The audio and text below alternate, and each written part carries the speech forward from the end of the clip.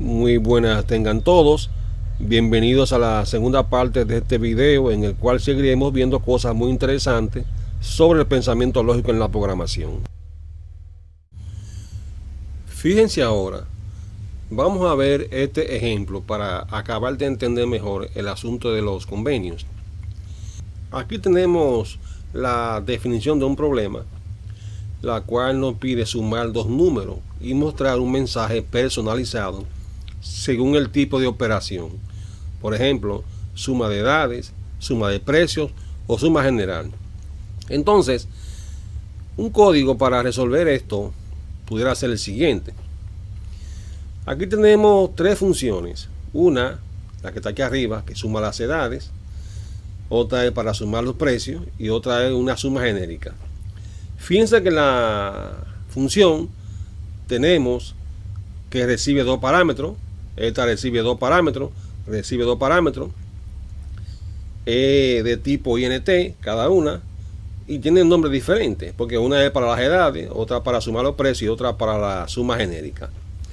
Ocurre que el código que hay ahí hace una suma y presenta un mensaje según el convenio que hay establecido en la función, en cada una de ellas.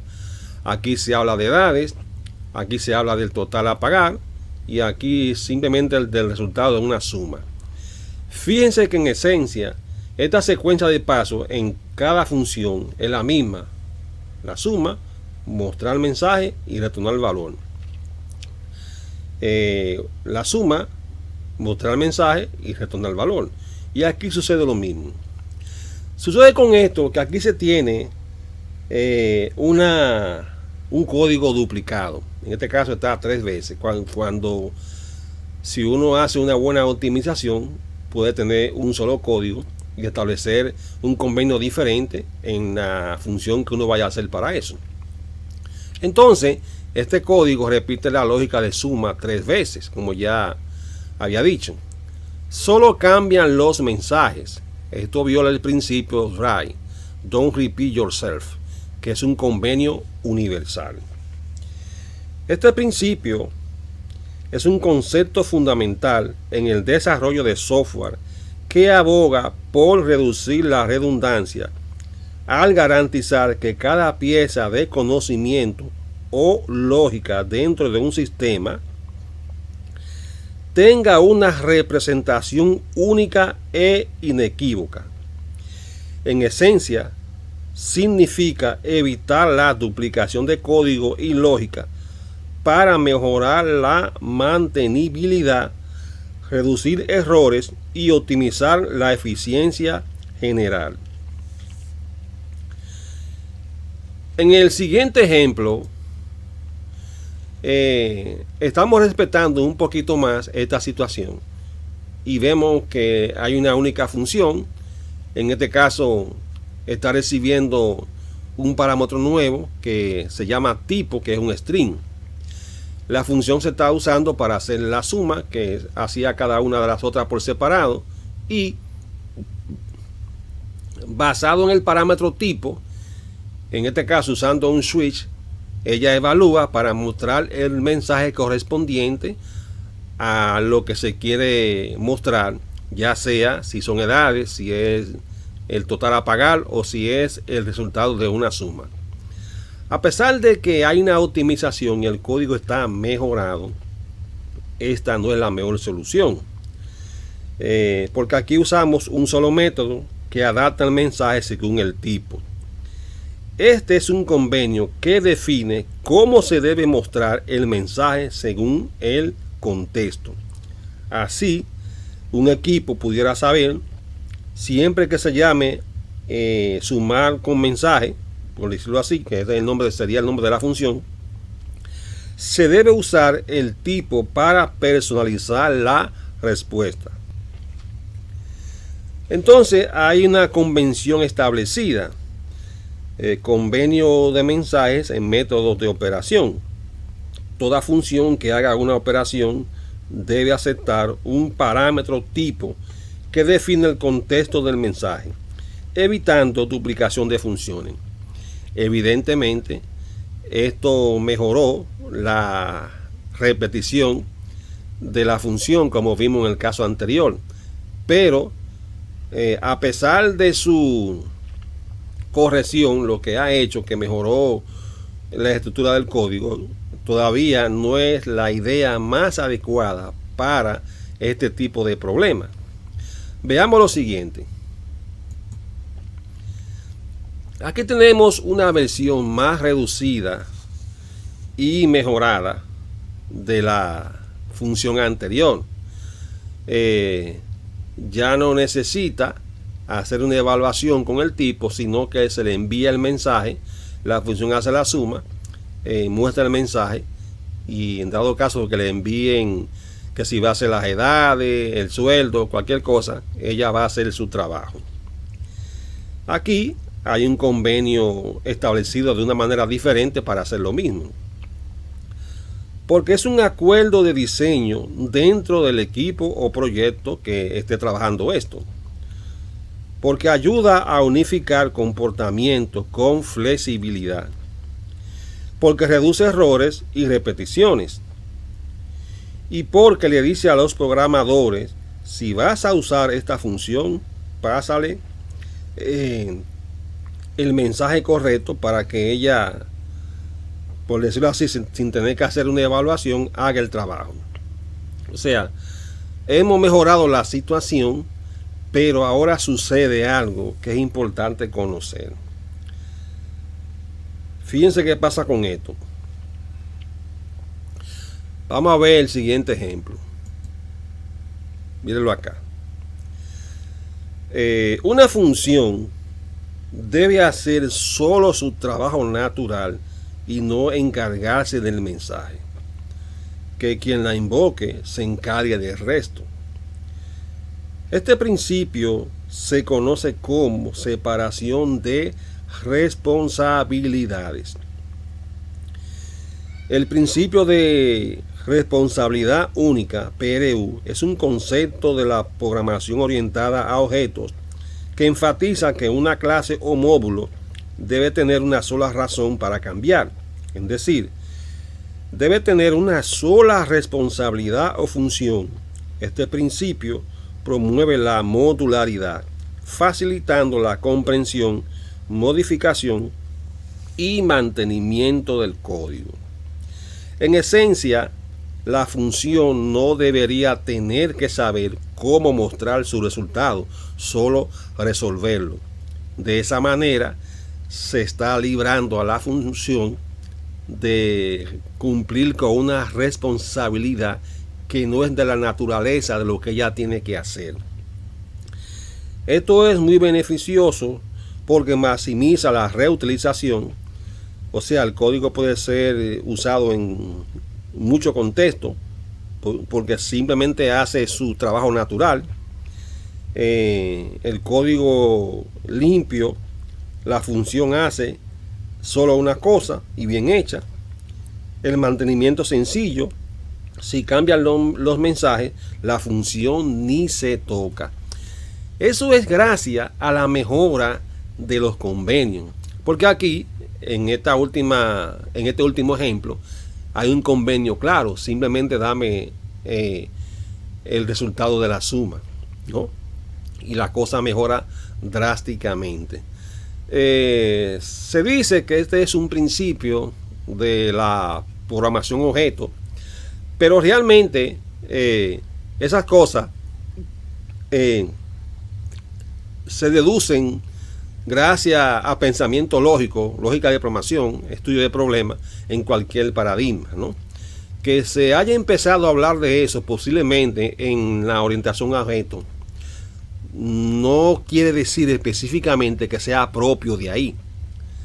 La idea central de esto puede ser implementada en cualquier paradigma, independientemente de que, digámoslo así, tenga que ver con responsabilidades de objetos en la orientación a objetos. Y fíjense cómo modificando los convenios, inyectando responsabilidades específicas en métodos o funciones, el código se hace más reutilizable y eso ayuda mucho a la claridad, mantenimiento y esas cosas en la programación, porque facilitan la comprensión del código y su mantenimiento, y esas cosas son importantes. En resumen, los convenios tienen muchísima importancia en la programación, ya sea porque se evita una mala interpretación del código en cualquier momento, y por lo cual hay que hacer convenios que son implícitos de manera explícita para mejorar la legibilidad y la comprensión, y no estar sujeto a libre interpretación, que eso puede ocasionar interpretaciones erróneas, y sin querer una persona pueda alterar el código cuando realmente eso estaba bien. De ahí es que se sugiere siempre programar desde lo explícito y entender la importancia de los convenios en la programación. Ahora bien, fíjense en esto. Hacer una función para que solo devuelva la suma de dos valores es algo innecesario, y habría que ver por qué y cuándo tendría sentido. Entonces surge una pregunta: ¿cuándo tiene sentido crear una función? Cuando el beneficio de encapsular una lógica compleja supera el costo de invocarla. Pero, ¿qué quiere decir esto? Una función que solo suma dos valores no tiene sentido, porque eso se resuelve con el operador de suma. Pero una función que recibe un arreglo y lo recorre con un bucle para sumar todos sus valores, sí justifica su existencia. Se tiene una justificación por complejidad. Fíjense en el siguiente código.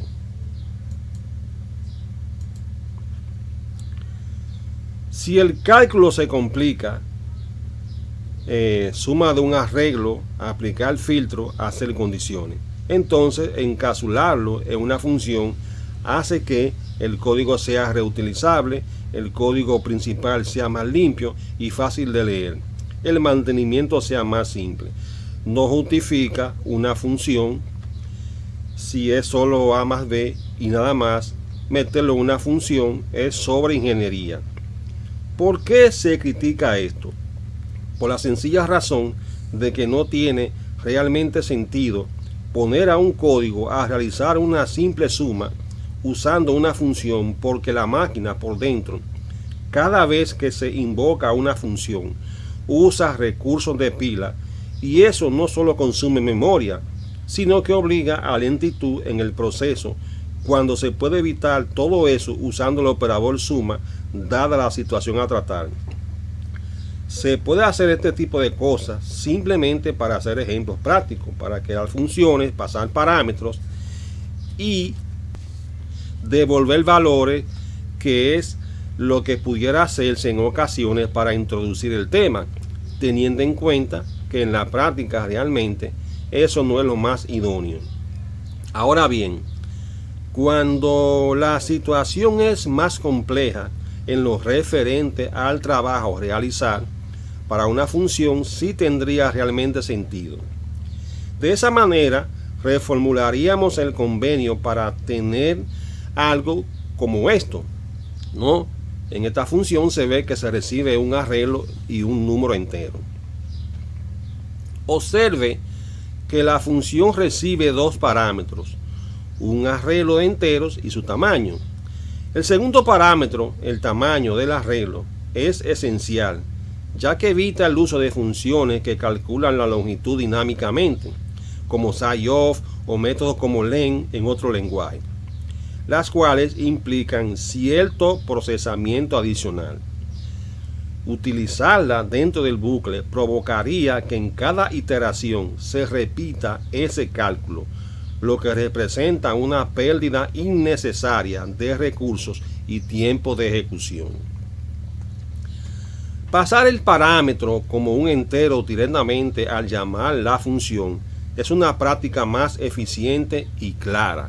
Este enfoque muestra un entendimiento más profundo de cómo la computadora maneja sus recursos y permite al programador escribir código más optimizado. Ciertamente, cuando se desconoce cómo una computadora gestiona memoria, operaciones y ciclos, es fácil caer en malas prácticas, repetir operaciones innecesarias, usar funciones costosas dentro de bucles o escribir código que, aunque funcione, es ineficiente. Como siempre he dicho, programar no es simplemente escribir código, es entender el entorno, el comportamiento del sistema y aplicar pensamiento lógico para resolver el problema de forma elegante y eficiente. El paradigma de la computadora que hemos abordado anteriormente encapsula muchas ideas clave, y una de ellas es justamente esta: mientras más conoce el programador cómo la máquina opera, más puede escribir código optimizado, consciente y adaptado a los recursos reales. Por eso es tan importante la analogía, el pensamiento lógico, la extrapolación, la asociación y sobre todo la lógica de programación. En el libro, del cual hablaré brevemente más adelante, el libro El ejercicio de la programación, se abordan cosas interesantes, que no solo es escribir algoritmos, sino cómo llevar el proceso etapa por etapa. No es un libro que enseña solo a programar, sino que propone una forma más consciente de aprender, entendiendo la raíz de las cosas. Muchos libros enseñan sintaxis y estructuras, pero pocos se detienen en detalles como estos, que marcan la diferencia entre alguien que solo escribe código y un verdadero programador. La orientación psicológica y el conocimiento técnico profundo permiten formar profesionales mejor preparados, con criterio propio y capacidad de análisis, lo que al final se traduce en soluciones más limpias, eficientes y sostenibles.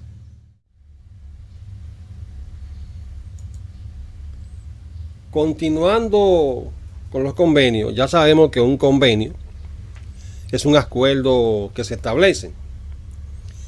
Los convenios en la programación pueden estar tanto explícitos como implícitos.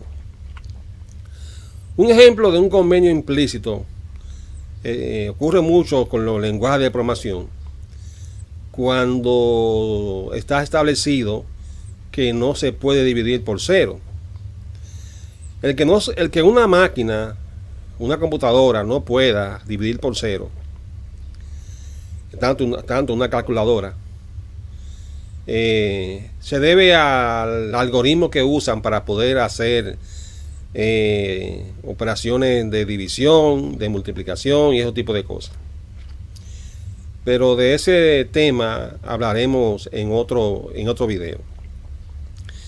Entonces, si se divide por cero en un algoritmo, el programa corre el riesgo de detenerse y estrellarse. Entonces, uno evita eso en un código usando una instrucción que se llama try catch, que se usa para manejar lo que se conoce como las excepciones, que controlan muy bien lo que son las interrupciones de ese tipo.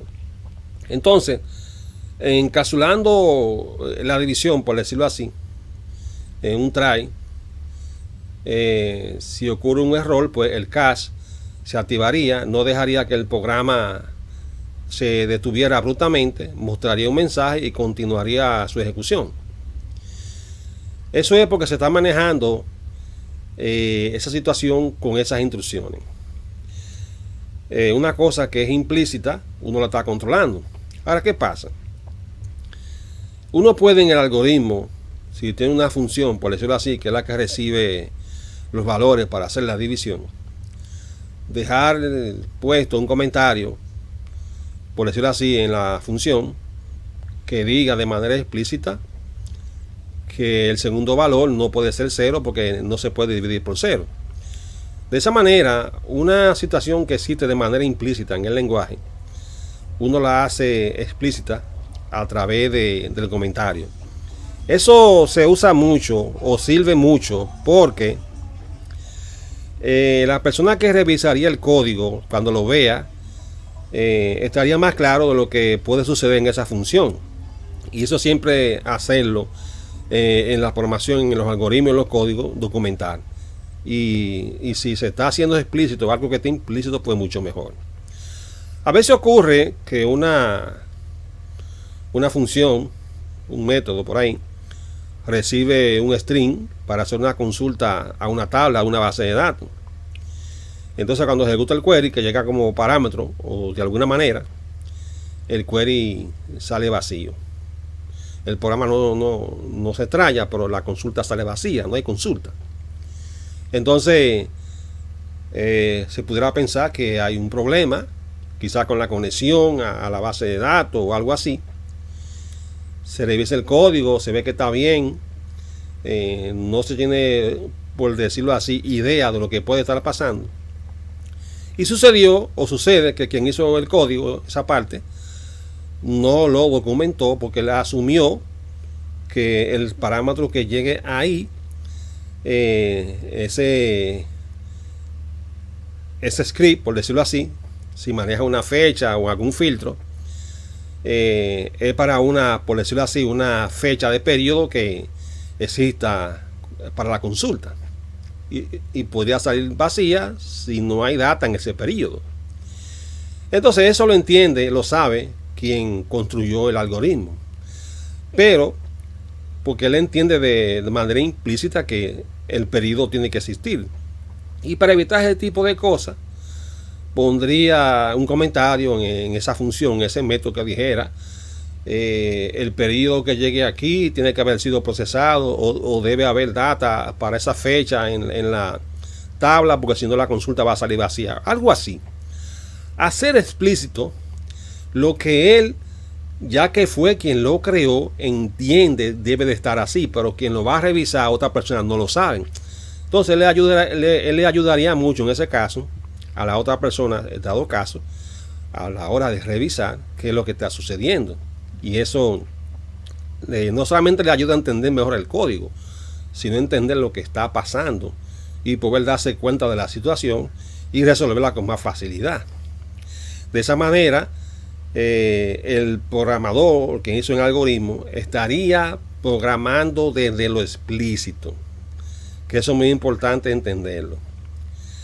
Esos convenios que él pone ahí a nivel de algoritmo, él tendría que ponerle comentarios, ese tipo de cosas, porque una cosa es lo que él asume porque él entiende, porque él fue que lo hizo, pero otra persona no va a suceder eso y hay que hacerlo explícito.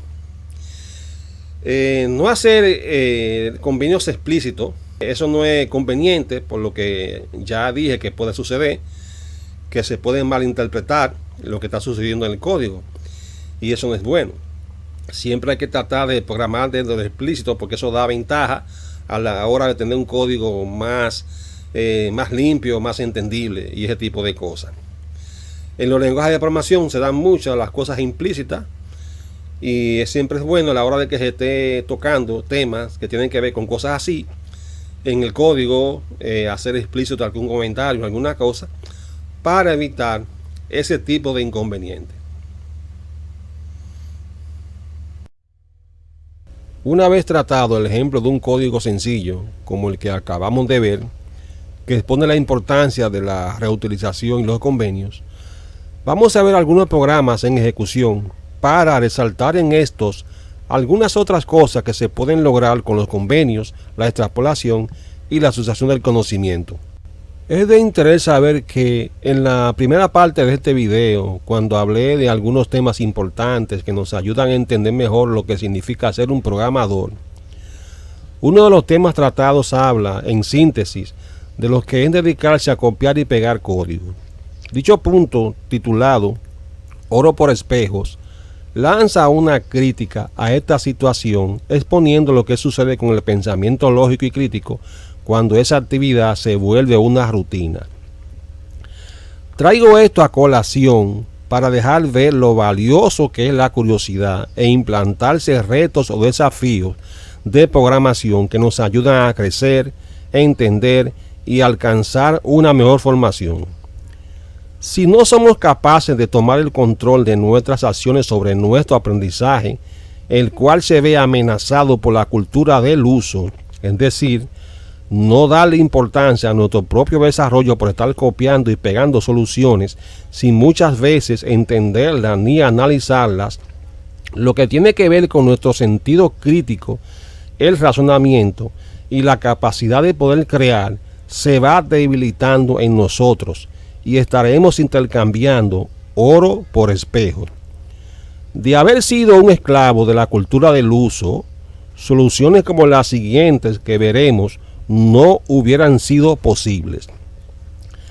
Es importante tener claro que el dominar los convenios en programación nos permite construir algoritmos complejos y que lograr construir programas como los que veremos a continuación solo son posibles cuando no intercambiamos oro por espejos. Fíjense en este programa, tiene una nave, hay unos asteroides, se hace un disparo, aparecen unos cuantos planetas, hay una barra de progreso que marca la energía de la nave. Observen cómo cuando se hace disparo y el disparo alcanza un asteroide, pues se ve el efecto de que el asteroide explota. Eso se logra porque en cada uno de esos asteroides hay un convenio que está activo esperando ver la colisión. Porque al hacer una función que se mantiene todo el tiempo activa, esperando el evento, cuando eso se da, como hay un convenio ahí metido, pues se logra el efecto de animación. Y se combina lo que es la animación con el audio. Este otro programa, al igual que el de la nave de Space Defender, yo lo hice hace muchísimo tiempo, en la década de los 90, me parece que fue.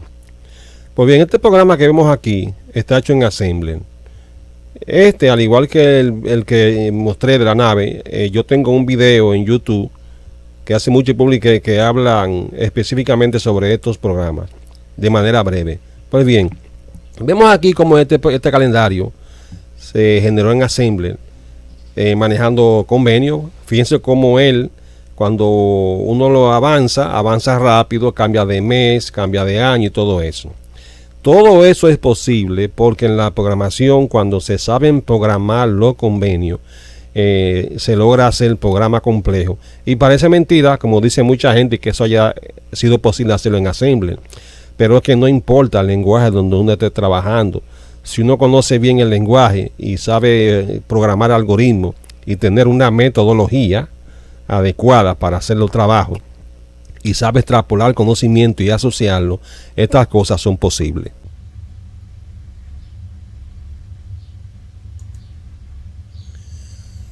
Fíjense, vamos a aclarar un poquito más lo que es lo implícito, para tener una idea más clara. Por ejemplo, esa señal de tránsito que vemos ahí, donde está ese círculo rojo con una línea inclinada, y detrás visible está una flecha que era a la izquierda. Ese símbolo es un convenio y refleja que no se puede doblar a la izquierda. Fíjense que también dice de manera explícita no doblar a la izquierda. En una señal de tránsito o las señales de tránsito, aunque tienen símbolos que son convenios, las leyes de tránsito no se pueden basar en la interpretación implícita del símbolo.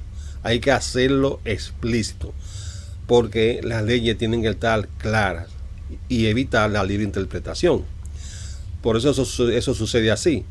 Y sería como cuando en el código, por ejemplo, uno, como dije anteriormente, está haciendo una división y pone en un comentario que diga en este método o función el segundo parámetro no puede ser 0. O sea, lo haría explícito. Estamos hablando de lo mismo, pero en un escenario de la vida real y un escenario de la programación. A eso que se quiere hacer referencia a lo que es implícito, algo que no necesita ser dicho de manera formal, sino que está sujeto a la interpretación. Pero ya entendemos por qué en las señales de tránsito hay que hacerlo explícito. A eso que se refiere eso. Y sabemos, por lo que ya hemos dicho anteriormente, que es un riesgo. Vamos a suponer en el caso de la ley de tránsito que lo dejen a libre interpretación, eso pudiera ocasionar un accidente, ¿no? Por eso se hace explícito. Igualmente, en programación sucedería que si no se hace explícita alguna situación, está libre a cualquier tipo de interpretación y pudiera ser algo erróneo, ¿no? Entonces, es una responsabilidad del programador hacer explícito lo implícito para evitar malas interpretaciones. A eso que se refiere eso.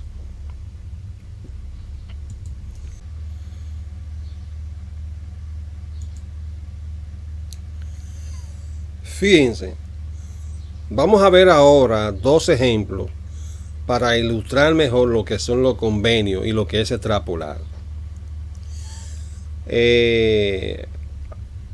Anteriormente había dicho, cuando hablamos del paradigma, que íbamos a hacer una analogía para entender el paradigma de una computadora como si ella fuera una entidad ciega. Di algunas explicaciones y vamos a entender un poquito más esa situación. Miren, en la imagen de la izquierda tenemos una persona ciega, ¿no? Le puse la gafa para darlo a entender. Entonces queremos que esa persona pueda identificarnos qué tipo de objeto es el que le vamos a entregar. Evidentemente tenemos una situación incómoda porque esa persona no puede ver. Y hay que buscar la manera de hacer que ella resuelva ese problema, esa situación. Tenemos que ver cómo lo vamos a hacer. Entonces, ella tiene manos, ¿no? Ella no puede escuchar en este caso. Y nosotros lo que hacemos es lo siguiente: le damos un cubo. Mira, ella lo coge el cubo en su mano, por decirlo así, lo acaricia, recorre la superficie del objeto y le decimos, mira, eso es un cubo. En ese momento le estamos dando un convenio y él va a asociar ese convenio con lo que está percibiendo sobre la superficie física del objeto. Entonces, luego le damos una esfera o una pelota, se la entregamos en las manos y le decimos, mira, eso es una pelota o una esfera. Le estamos dando otro convenio y él va a asociar eso a la superficie del objeto que tiene en ese momento. De esa manera le podemos dar cuantas pelotas o esferas queramos y cubos, y él nos va a decir si lo que tiene en su mano es un cubo o una pelota o una esfera. Sucede que ahora queremos que no solo nos diga cuál es el objeto que tiene, sino que nos diga su color. Aquí la situación se complica un poco, porque hay que buscar la manera ahora de ver cómo le explicamos a ella cómo darse cuenta de qué color es el objeto. Podemos hacer lo siguiente, miren, hacemos esto y al que tiene el color rojo le hacemos una ranura, como una rayita, como se ve aquí, tanto en la esfera como en el cubo. Y a la que tiene el color azul, en vez de hacerle una ranura como una rayita, se la hacemos como un orificio, tanto aquí como aquí. Cuando le entregamos la esfera o un objeto de color rojo, ella va a percibir que hay anomalía, por decirlo así, en la superficie del objeto que tiene. Y percibe que es larga, ¿no? Por decirlo así. Entonces le decimos, mira, cuando tú encuentres o notes esa anomalía en el objeto, eso quiere decir que su color es rojo. O sea, le estamos dando un convenio para que pueda identificar a través del tacto el color del objeto. Luego le damos uno de color azul. Ella lo palpa con la mano el objeto y detecta que ahora la anomalía no es recta, sino que es hundida, que es como un hoyito. Y le decimos, mira, cuando tú encuentres esa anomalía en el objeto, quiere decir que su color es azul. Le damos otro convenio. Entonces así le podemos entregar un objeto rojo o azul. Ella lo recibe en las manos y nos puede decir tanto si el objeto es un cubo o una esfera y de qué color es, porque ya ella asocia lo que tiene en las manos con los dos convenios que le dimos para poder identificar tanto el objeto, su nombre y el color. ¿Qué sucede con eso? Miren, nosotros acabamos de aprovechar las bondades, por decirlo así, que tiene la persona con el tacto y manejando convenio, porque no puede escuchar, y ella asocia eso y resuelve el problema que queremos. Sucede que en programación se hace exactamente lo mismo, claro, desde el punto de vista en que un algoritmo se puede hacer manejando una analogía, ¿no? O un convenio diferente, por decirlo así. Entonces, el hecho de que se le haya pasado o se le haya puesto al objeto esa ranura, tanto de manera circular como si fuera una rayita, eso en un algoritmo se conoce como bandera o flags, que en programación eso es una variable que se utiliza para detectar algún tipo de situación específica y poder decidir qué hacer con eso. Entonces, en un algoritmo, si uno quiere que la computadora nos diga qué objeto es el que le vamos a entregar y de qué color es, evidentemente no es que le vamos a entregar un cubo y una esfera por el teclado. Eso es imposible, porque hay personas que no saben eso y puede que se le ocurra eso en primera instancia, pero eso no funciona así. En la programación todo se maneja en base a asociación, ¿no? Y convenio y extrapolación. Entonces, uno lo que puede hacer es establecer un convenio en el algoritmo y hacer que cuando le digitemos el número 1, eso es un cubo. Si le digitamos el número 2, eso es una esfera o una pelota. Si le digitamos, por ejemplo, el número 4, quiere decir que es un color rojo, lo que le estamos mandando con el objeto. Y si ponemos el número 5, le estamos mandando al objeto que es un color azul. Y de esa manera, usando números, se establecen esos convenios. Y el algoritmo, como hemos dicho en la analogía anterior, que como la computadora no puede ver, pero puede recibir datos con entradas de teclado, perdón, no puede tocar así, hay que darle el dato a través del teclado. Y en el algoritmo se utilizaría como vía del tacto la instrucción if. Ella recibe esa información, hace las comparaciones de lugar y nos puede decir si el objeto que le entregamos es un cubo rojo, azul, una esfera azul o roja. Porque de esa manera se está manejando una asociación, se está estableciendo convenio y se está extrapolando una situación del mundo real al escenario de una computadora. Todo eso entra en conjunto ahí, incluso hasta la imaginación se involucra en todo eso. Eso es importante tenerlo claro, porque en la programación se involucra una serie de habilidades que más adelante la vamos a mostrar. Hay otro problema que tiene que ver con un sorteo, que lo tenemos de este lado.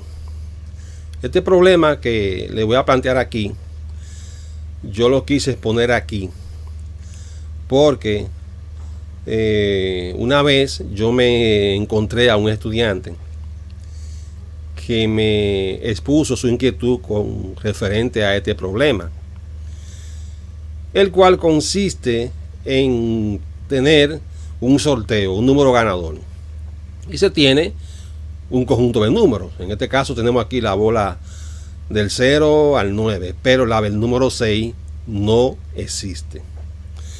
Entonces el requerimiento del problema pedía que había que resolver la aparición del número 6, había que controlar con el número 9. Entonces ese estudiante no tenía ni idea de cómo hacer eso, no veía forma. Entonces cuando él me explicó el problema, me enseñó el código que tenía. Cuando yo veo el código y lo veo que estaba bien estructurado, dividido en objetos, muchísimos métodos, muchísimas cosas,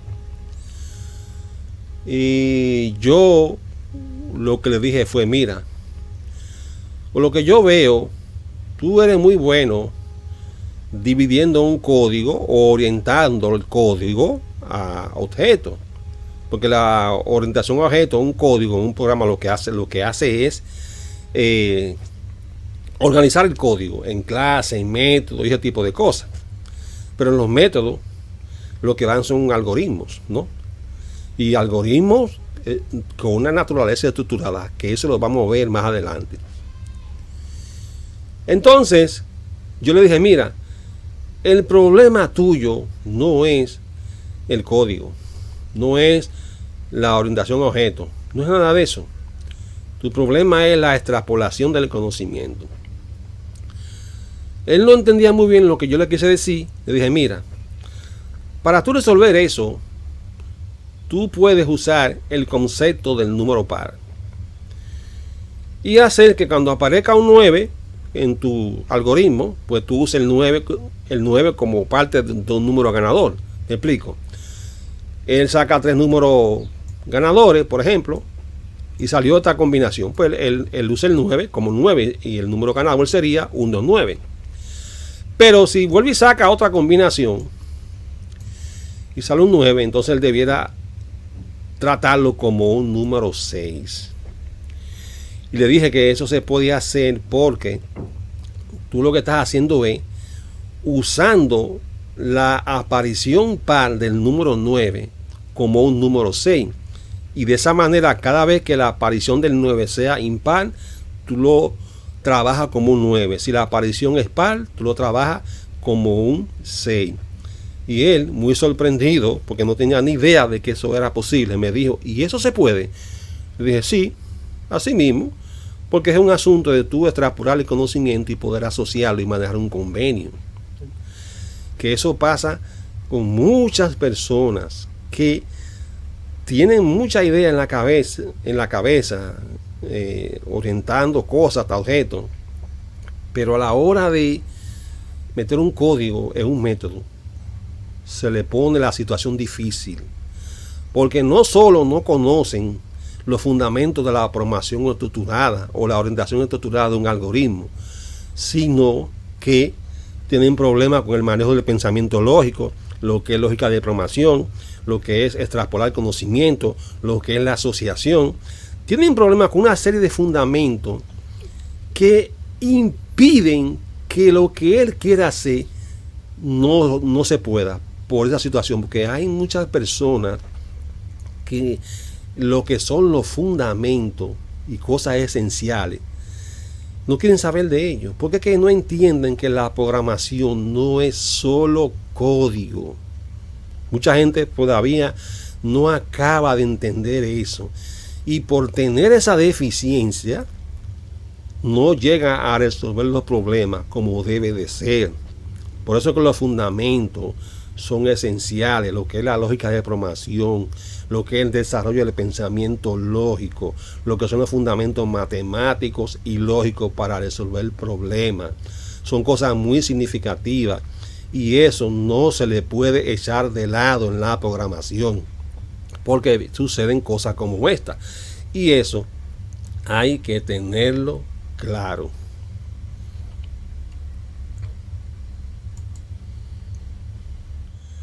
A lo mejor ustedes se pregunten por qué yo hago tanto énfasis en que la programación no es solo código.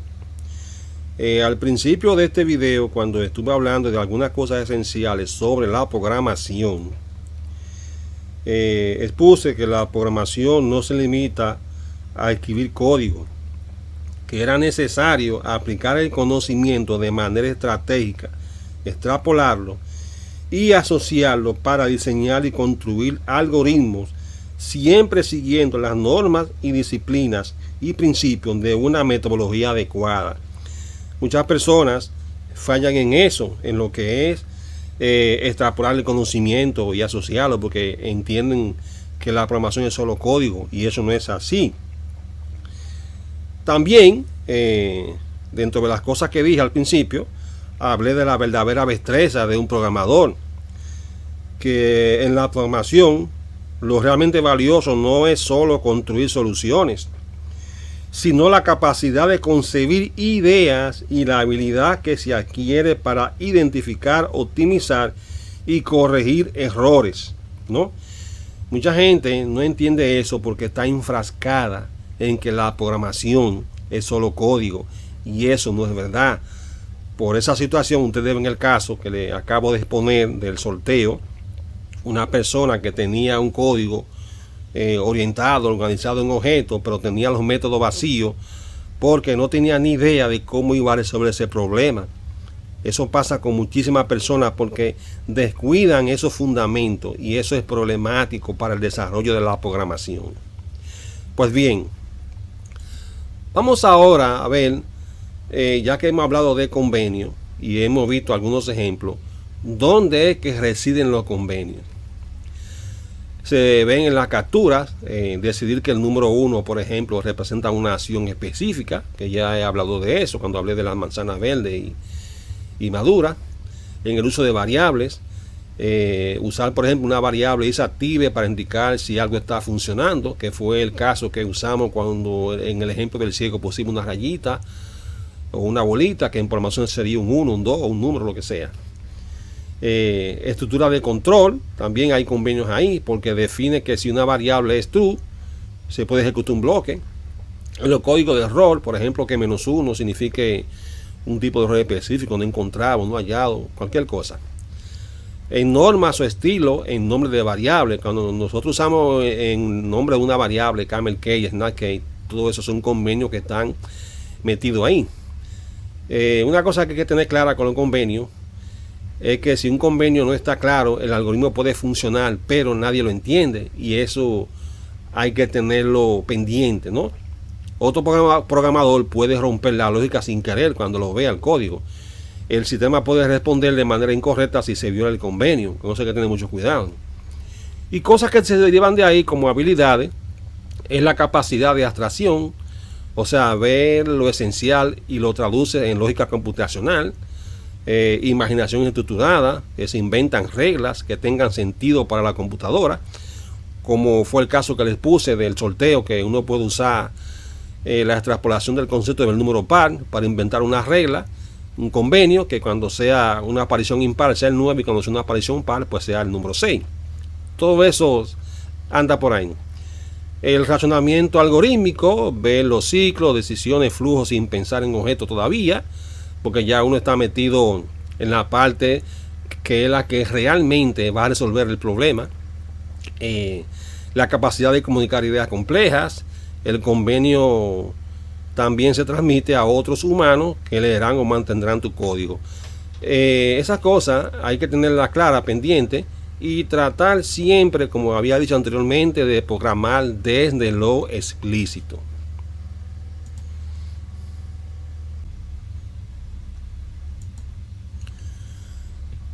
Fíjense, Les recuerdo que mucha de la información que estamos viendo acá en este video está en el libro El ejercicio de la programación, del cual yo soy el autor, que como dije anteriormente, más adelante voy a hablar un poco sobre ese libro para que las personas entiendan la importancia de estos conocimientos, porque están tratados en ese libro con muchísimos ejemplos, porque es una guía y tiene también una sesión de problemas resueltos, porque ese libro está diseñado para el aprendizaje de la programación, porque describe el proceso sistemático de la construcción de un algoritmo desde que la idea se percibe hasta que llega a ser un programa, que eso, como les dije, vamos a hablar de él más adelante. Fíjense, en la programación se necesita tener disciplina. No es posible descomponer un problema de manera adecuada sin haber reflexionado previamente sobre sus fundamentos. De hecho, intentar resolver un problema sin un análisis racional previo. Fíjense, más adelante cuando veamos lo que son los 7 pilares, ese punto que ha sido tratado ahí, lo vamos a entender un poquito mejor. Y es importante entender que carece de sentido metodológico el programador debe primero comprender profundamente la naturaleza del problema, sus causas, su estructura interna, su alcance y sus posibles implicaciones.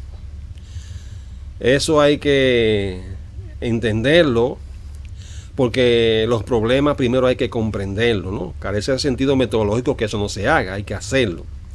A eso que se refiere esa parte. Y hay una pregunta muy importante, y es: ¿de dónde viene que la lógica de programación sea una disciplina? ¿De dónde viene eso? Fíjense. Eso tiene que ver con lo que Bohm y Jacopini hace muchísimos años, años 40, 50, 60, por ahí. Ellos expusieron lo que se conoce como el teorema de la programación estructurada. Sucede que en aquellos tiempos la programación era un desorden, o sea, no habían reglas formales, por decirlo así. Cada quien hacía lo que le daba la gana, código por aquí, código por allá. Y casi siempre terminaba en que el que hacía el programa era el único que lo entendía, por todo el desorden que había, no había una formalidad. Entonces, después de años de estudio, esos dos personajes, Bohm y Jacopini, lanzaron una teoría y formularon lo que se conoce hoy en día como el teorema de la programación estructurada, en la cual ellos expusieron que un problema solo se resuelve con 3 estructuras de control, que son la secuencia, la selección, o sea, como se hagan preguntas, y la repetición de proceso. Ellos hablaron de eso. Y desde que ellos formularon esa teoría y la hicieron formal, la programación, que anteriormente era un desorden, cogió un nuevo rumbo, o sea, se metió en un nuevo paradigma. Se metió la disciplina ahí adentro. Y a partir de ahí, lo que entendemos como lógica de programación se volvió una disciplina y un tema de estudio para el aprendizaje de la programación, gracias a esos estudios. Porque anteriormente a eso no existía de manera formal, por decirlo así. Era algo que se llevaba en la cabeza de cada quien. Pero gracias a esa, por decirlo así, esa tesis que esos dos científicos de la programación expusieron, la programación dio un nuevo giro, nació la programación estructurada, se hablaba más de código mejor representado, mejor disciplina y todo eso. Y la lógica de programación se convirtió en una materia de estudio para el desarrollo de algoritmos, estudio de problemas y todo eso.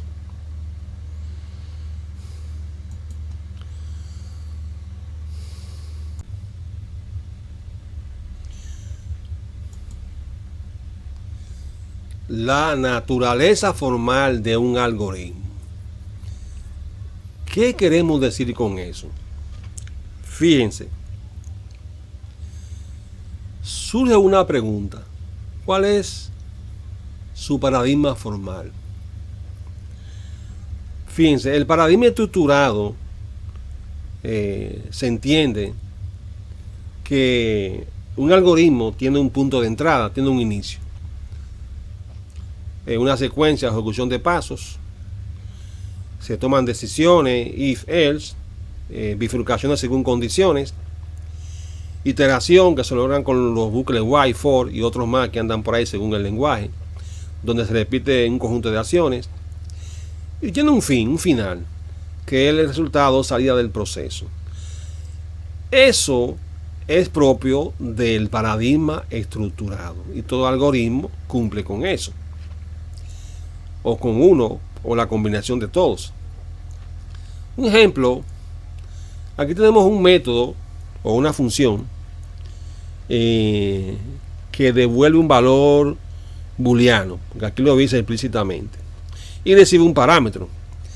Ese algoritmo, que es parte de un método, por decirlo así, en un programa orientado a objetos, tiene aquí un paso donde declara una variable.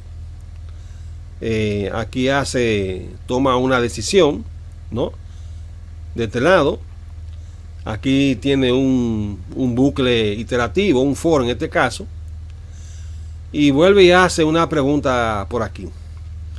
Si ustedes se fijan, eso que está ahí cumple con lo que dice aquí, ¿no? Entonces, si vamos a hablar de la naturaleza formal de un algoritmo, tenemos que entender que su naturaleza es estructurada. ¿Por qué? Por lo que estamos viendo aquí. Porque el cuerpo de este algoritmo cumple con esto, y esto es del paradigma estructurado. Por eso es que la naturaleza formal de un algoritmo es estructurada. Eso hay que entenderlo, tenerlo claro para ver una situación que vamos a ver ahora.